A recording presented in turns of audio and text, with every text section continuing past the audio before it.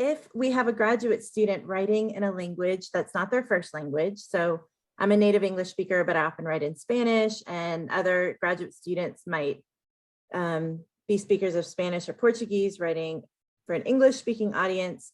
What advice do you have for those students, or what things do you do? As a non-native speaker, you need to be humble and realize that maybe all of your grammar and vocabulary are correct, but there's another thing called no suena. And Shikubwaki talks about writing with a foreign accent. And it's helpful to find a sympathetic reader before you send that out.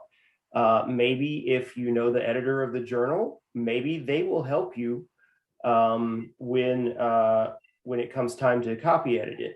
It's unlikely you'll find yourself in that situation, so you may want a grad school buddy, ideally, to help you out if they're busy. You may have to actually pay somebody to read your work to make sure it sounds great, especially if you're applying to a very competitive journal. Yeah, I agree. I'll second what John just said. I've always found it really helpful and valuable to share with a colleague or friend, a grad school, someone in my grad school cohort, just like a paper swap. Also, I think it's really ideal offer. Hey, I'd love to read something of yours. I think this is particularly helpful when maybe you have different native languages or, different language skills and whatever various languages you're aiming to publish in. And then it's like, hey, I know you're working on that paper in X, Y, and Z language. I'd love to do a swap with you.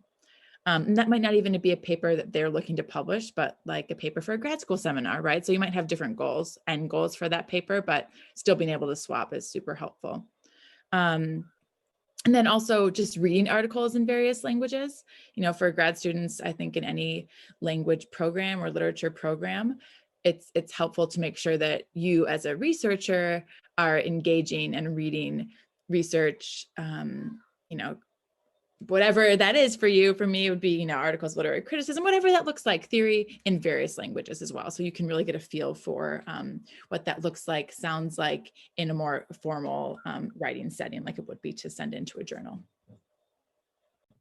I think that's great advice. I actually hadn't thought about the idea of reading journal articles as a piece of advice that I would give people before, but that makes so much sense, because things that I don't even realize they're jargon. And so in my head, they're not translatable because the concept just has a different jargon in another language.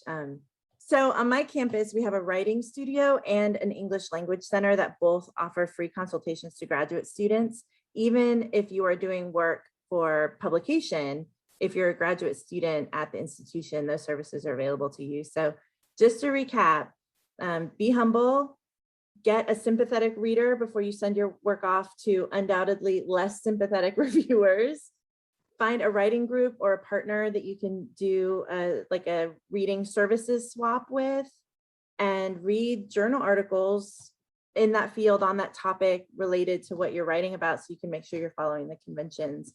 And then look around on campus, see if there's freely available services available to you there. There's a lot of help.